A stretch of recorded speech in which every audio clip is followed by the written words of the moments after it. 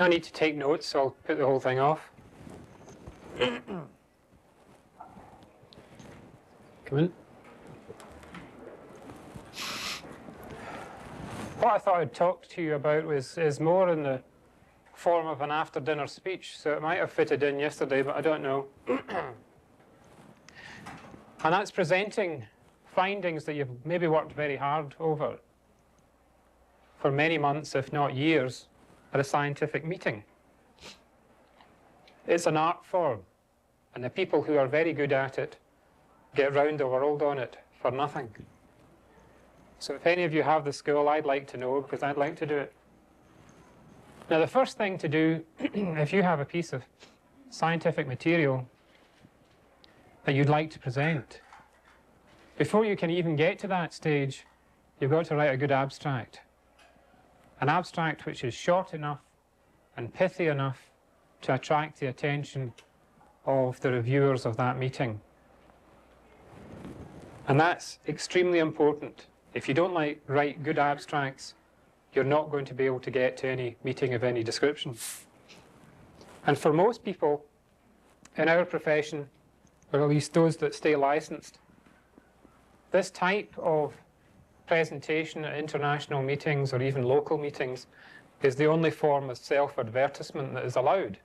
So be good at it, and it can be good for you.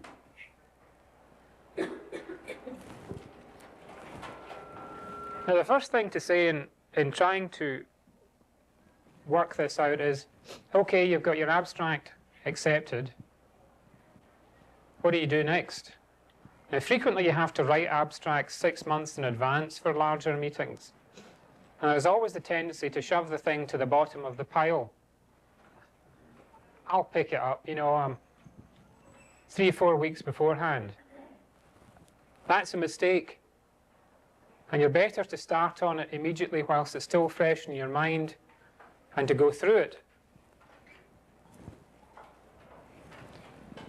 And for most people, what you want to do is make up slides. 35mm slides for presentations. Not overheads, by and large, for international meetings. They don't project terribly well. You can't see them at the back of the hall. And it's not a good idea. So the first step in making up your slides is to do what I call a storyboard. Like they do in the movies or in a cartoon, you sketch out exactly what it is that you want to do over a certain series of stages to take you through. Now that should very closely approximate to your abstract. And it needs to take into account the type of audience that you're going to have. In other words, is it an audience of experts? Is it a mixed ability audience? Is it some people who might have an interest, some people who might not? Or is it just completely open? Are there lay people in the audience, for instance? So if it's a general chat, you need to make it general and pitch it so as that it interests everybody.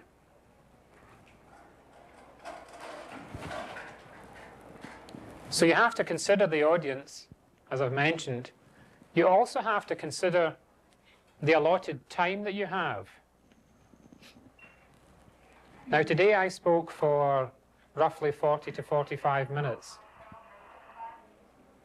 Now that length of chat would have been no use had I only had 10 minutes allotted to me.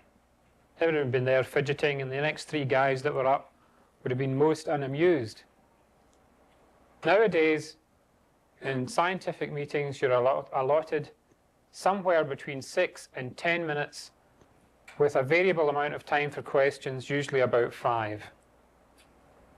Now, this may be a project you have worked on for the last 5 years. This is the acme of your academic performance. And you've got to all get it across in 6 minutes. It better be good. It's got to be punchy.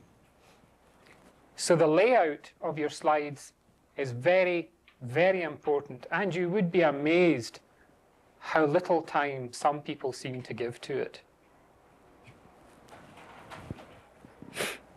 It's very important that you consider how you lay out your slides. I'm quite fortunate. I've got a very good department of medical illustration in the hospital where I work. and they can give us considerable help.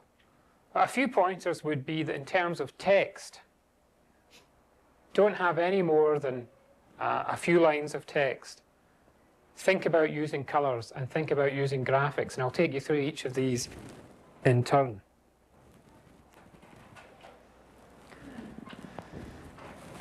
Titles should be quite clear. Some people say they should be in block capitals, and others say that they should just be in the same typeface. I would rather suggest that they should be quite discernibly different from the rest of your text. You shouldn't have any more than 4 to 5 words a line, because this is just an aid memoir that you have up here. Your audience isn't meant to read it. They don't want War and Peace up on the screen that you just then flash through in 30 seconds. So there shouldn't be any more than 6 or 7 lines, and that's actually a lot. Maybe 5 would be better, of text per slide. And you must avoid complex tables, like this. People get up at meetings and say, and I'd just like you to ignore all of this and that, and I'd just like you to look at this bit up here. Why? What was the point of putting this on the slide then if you just want me to read this bit up here? It just gets them irritated. Bugger this. This is lines and lines of garbage. It might have a very good message, but nobody's going to get it because it's so small and you couldn't see it from the back of the hall. Now, the only reason I actually do use this slide, but the only real reason I do it is because it's just a visual. It's a graphic. And I use this to show people that any medication can cause confusion. Because normally when I'm doing this with medical students, they're so busy scribbling furiously that they look up at this and there's a collective, ah. And I say, no, you don't need to copy it down. So that would be the only reason that you would use a table like this.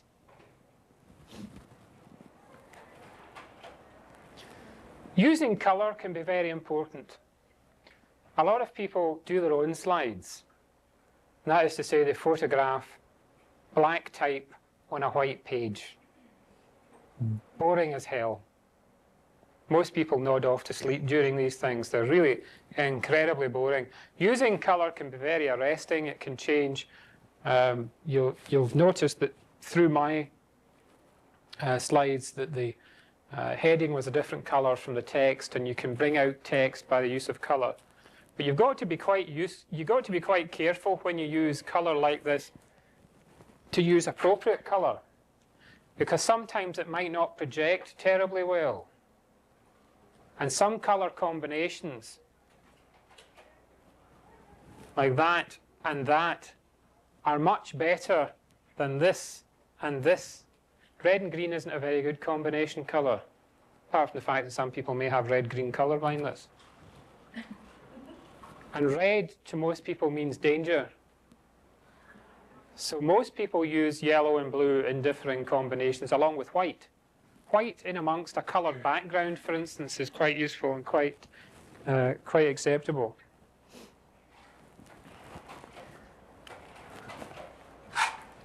Now, one of the other things, this is what is called a diazo slide, which is just blue and white, and these used to be very widely used. I don't like them anymore, and this is just a photograph of a TypeScript page. Now, one of the ways that you can use colour is like that. It's just the same information.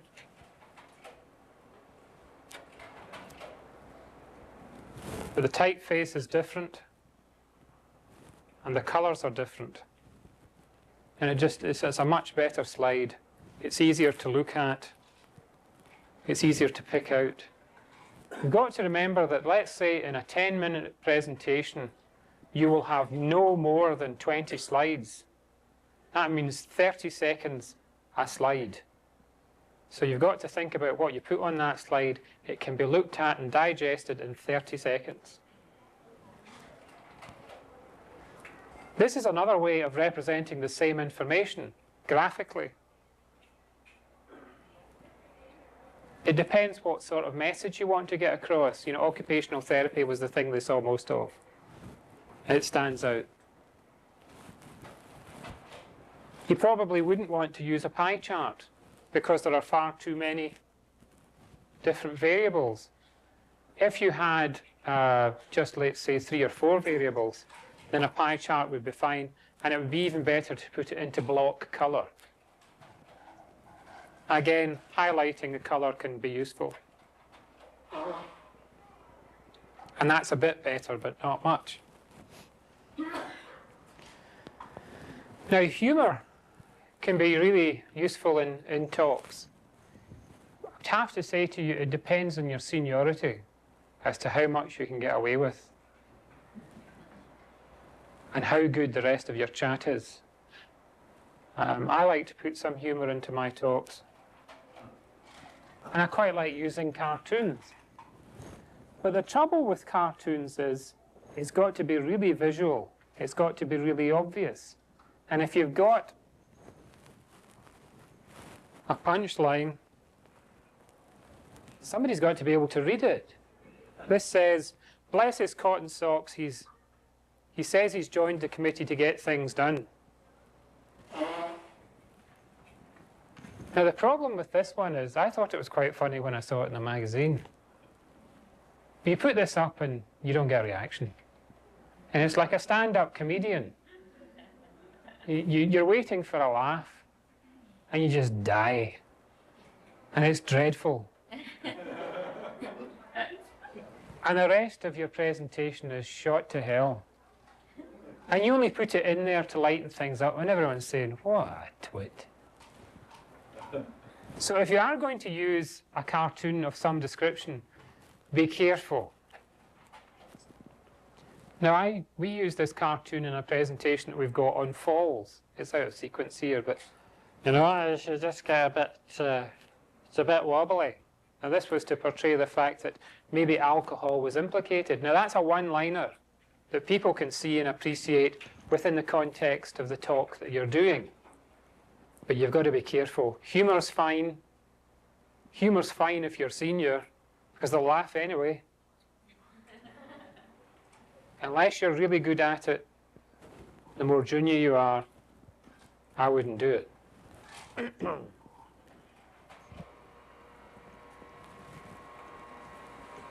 It's making odd noises. Hold on. Must be just that slide. Now, one of the things that you should do when you go on is to script the talk. That is, for each slide that you've made up, make quite a conscious effort of what you want to say. And you can see in this slide, which I wouldn't now take because it shows me from the back and I'm balding now, is that it's an actual script. It says slide 1, sitting at desk, blah, blah, blah. This was an actual script for a video that we were going to do of this thing. And what I've actually written is what I wanted to say. You don't have to be quite as detailed as that. And you shouldn't read from a script when you're talking, because it's very disconcerting if all you do is, look down. I often find it's quite useful at the start of a presentation to have a few words written down that you can just read, particularly if you've got some complicated, long, pseudo-Latin name to pronounce, which is quite often the case. Okay, so you script your talk and then you learn it. The next thing you do is you have some practice runs. Very, very important. In the department in which I work, we have 3 or 4 times a year, we have members of the department who will go to a variety of meetings, and they all have runs of their chats from the professor downwards or upwards, depending on your look at that. Now, the reason for doing practice runs is so that you can get your timing right. In other words, the time of the chat. If it's 10 minutes, it's 10 minutes and no longer. You can be a bit shorter, but not 5 minutes. So you've got to get it exactly right. People in the audience can give you constructive criticism, on, well, I don't think that slide was very good, maybe you could take it out, perhaps you could rework that. So you should always have your practice run at least a week or two beforehand so as you can have your slides redone. And the other thing is they'll ask you questions, because that's the other point of a presentation. It's not just the actual verbal bit, that some person out there in the audience might actually be awake enough to ask you a question. Or on the other hand, they might have fallen asleep and asked you a completely inconsequential question. That's even more difficult. So questions, it's useful because it allows you to think of an answer. There'll be certain routine questions that people will think of particularly for any given chat, and it's useful to have an idea at the back of your mind as how you're going to handle them, so they sound good.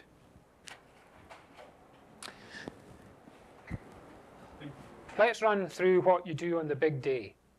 Okay, now the first thing is how to dress.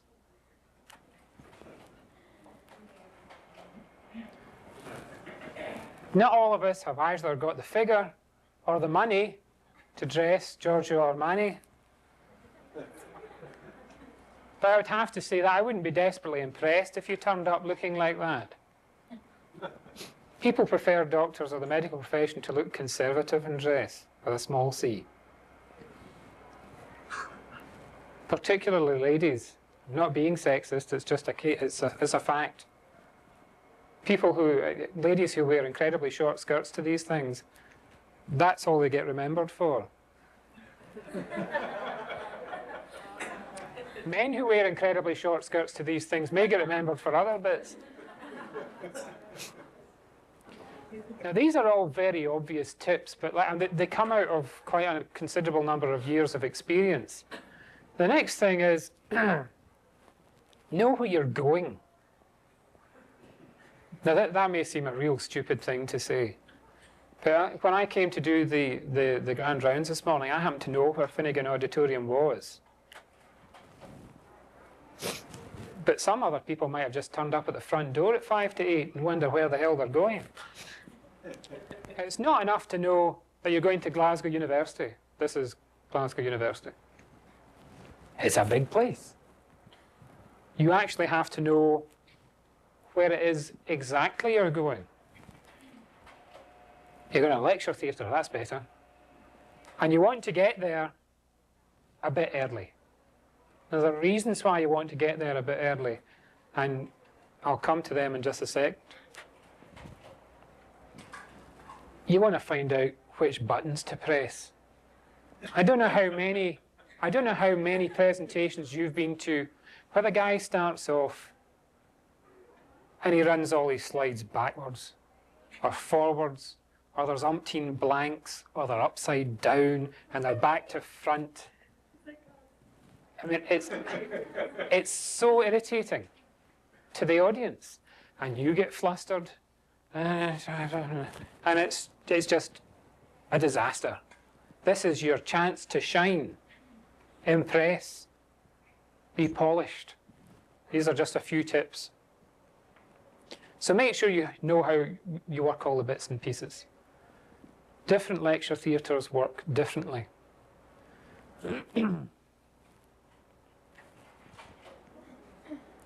Some last-minute advice. In large meetings, there is always a chairman.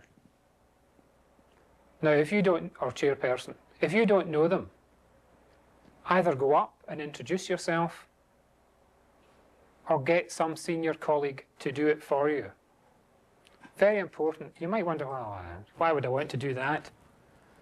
For two reasons. One, the chairman is usually somebody of some eminence, and it's quite useful to actually say hello, and maybe it's a contact for later life. The other point is that if you've got a peculiar name that is difficult to pronounce, he ain't going to pronounce it properly 9 times out of 10. So it is useful actually to say, I'm, George Papandreou. And he might get the name right. A good chairman will actually seek out the speakers and ask them. A good chairman will say, and where is it you come from, and what are you doing now? Because they like to have just that. The art of chairmanship could form another chat altogether, but that's what a good chairman would do. If it's a big auditorium, be very careful where you sit. Do not sit in the middle of the back row that requires you to swing from the lights to get to the front of the stage. Sit at the end of the row so that you can get out easily. Most of these sessions last for about an hour and a half to 2 hours. And it is pure hell to be on the last one of the last day because everybody is asleep and you didn't enjoy your lunch. At least make sure that the presentation goes well. The other thing is advice about food and drink. You're all nervous. But don't have too much of this. And don't have too much coffee or tea, because as sure as anything, halfway through, you're going to want to go to the bathroom. And you're sitting there with crossed legs, and you can't concentrate, and all you can think about is, I want to go for a pee.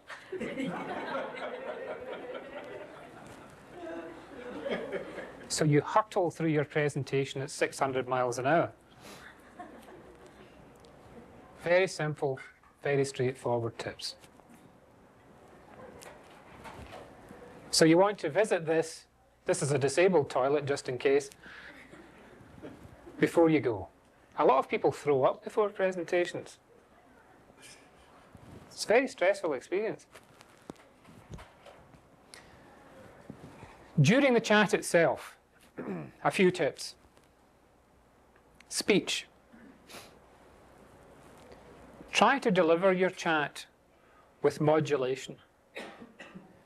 Do not speak in a monotone or a low voice which suddenly shrinks away and nobody can hear what it is you're saying. Speak loud. Make sure that you can hear me. It's a public speaking trick to try and focus on somebody, a few people, in one or two of the back. I'm doing it at the moment, in one or two of the back rows, and speak to them, almost as an individual. And that's useful. So modulate your tone. Make it sound interesting. You must have been interested to do it. They're all... Speak up. You can never speak too loudly. And remember, if you're using a microphone, unless it's one like this, which is clipped up near your throat, most of these microphones that come out of the podium are unidirectional. I can't recall how many times I've seen it. They're standing there, gripping the podium tightly. And suddenly they turn to look at their slides and, you know, flash a torch on it or something. And the sound just goes. Cut off in their prime. And it was a... Remember that. If that's a problem, you should have sussed it out beforehand when you arrived early to see how directional... And if that's a problem, then you stand around here and speak like that. Okay? Now the other thing is movement. Now that's... I'm moving about quite a bit at the moment now, and I have a tendency to do that.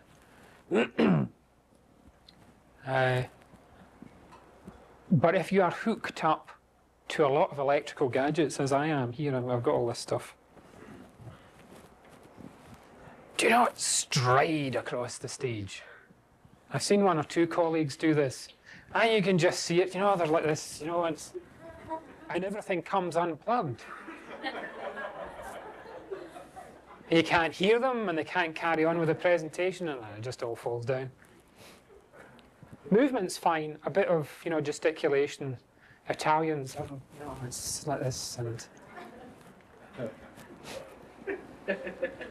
we cold British don't tend to do too much of that, but that's movement and actions are okay, in moderation.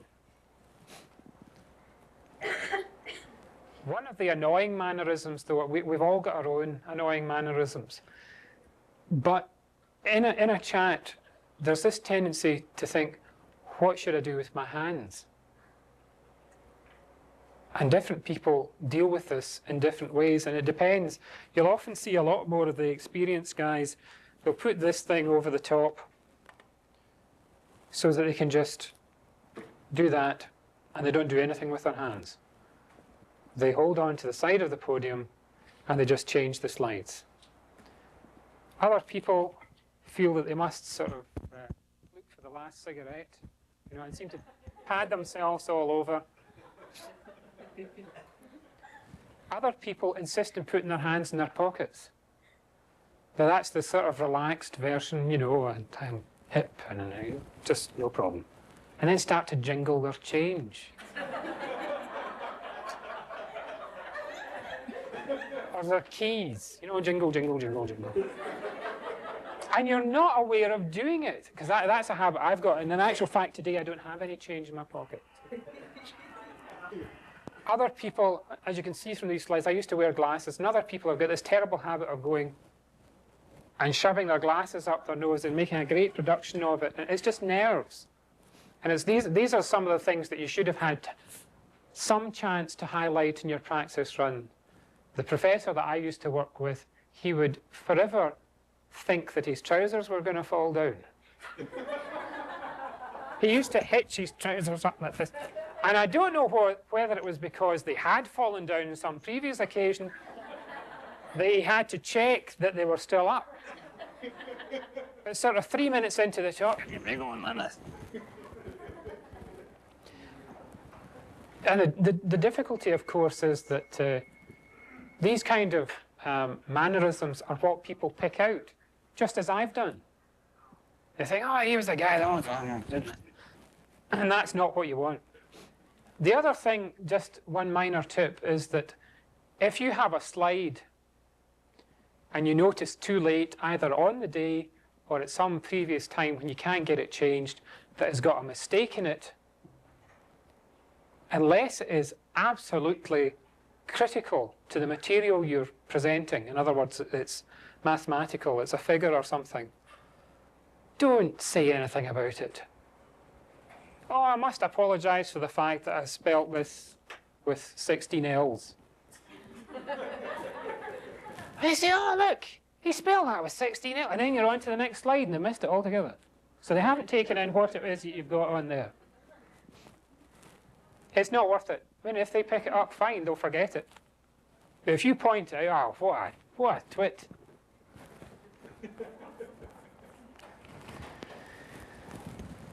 You've done the presentation. It's gone off well. Now there's question time. That's much worse.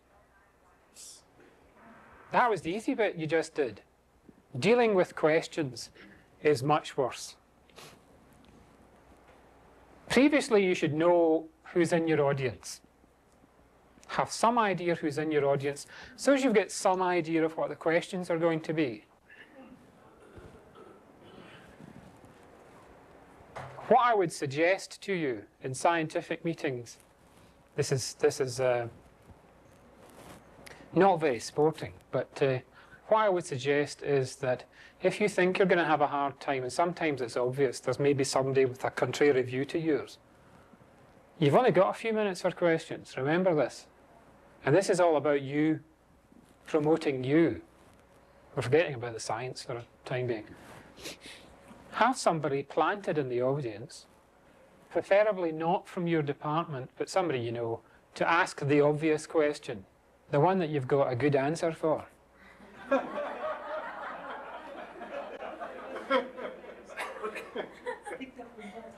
Indeed, have one or two. The knack will be actually that this person gets their hands up quick enough to get asked. In a big meeting, that's not always the case. For a meeting of about 100 people, that's fine.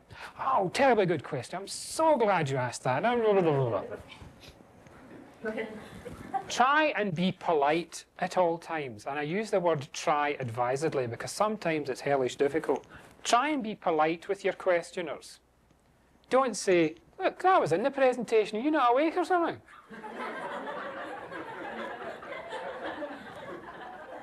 Or, I've just answered that.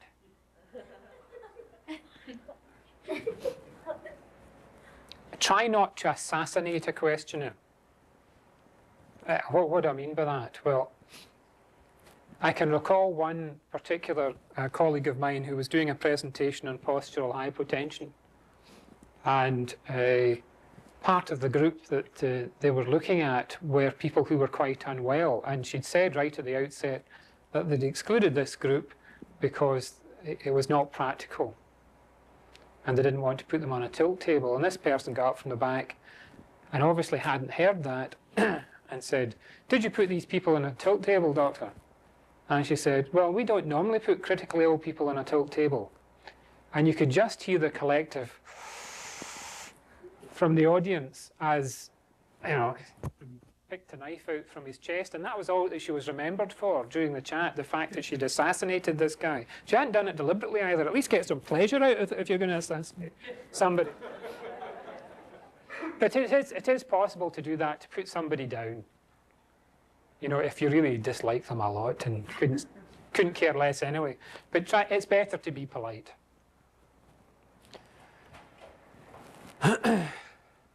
Don't ever say, "I don't know." You can only say, "I don't know," if you're of great preeminence, in which it is reasonable that if you don't know it, nobody does. There are stock answers to don't know questions. Things like, "Well, that is interesting. It forms the basis of our next study." Or, "I'm glad you brought that point up. I don't have time to go into it just at the moment, but I'd happy to see you after the presentation," and then run like hell.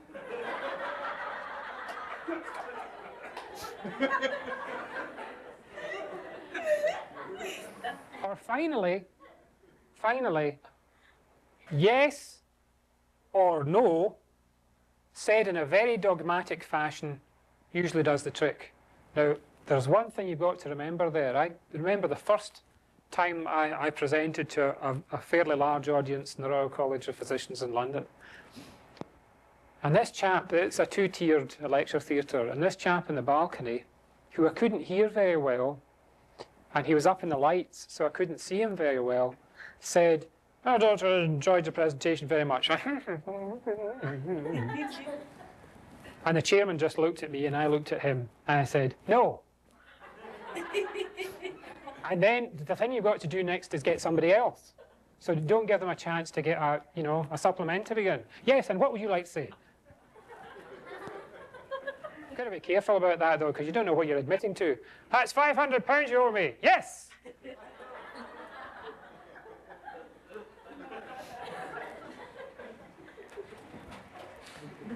Just to sum up, like the Boy Scouts, or the Girl Scouts, whatever, be prepared.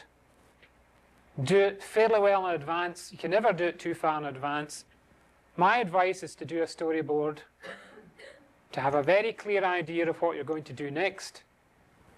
Script it, but don't read the script.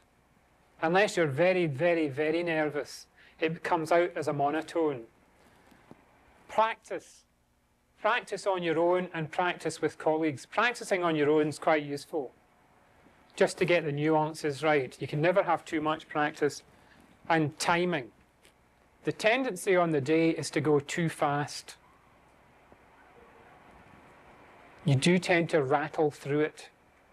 All these wee asides you thought you would do, everyone's just hammering through it. Want to get it over with. And always have some mode of dealing with questions. Yeah, that's me. Okay. Any questions? No. Yes. No. Run.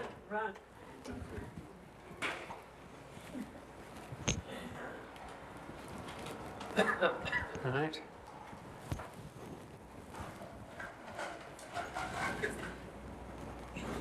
Some last. I disengage.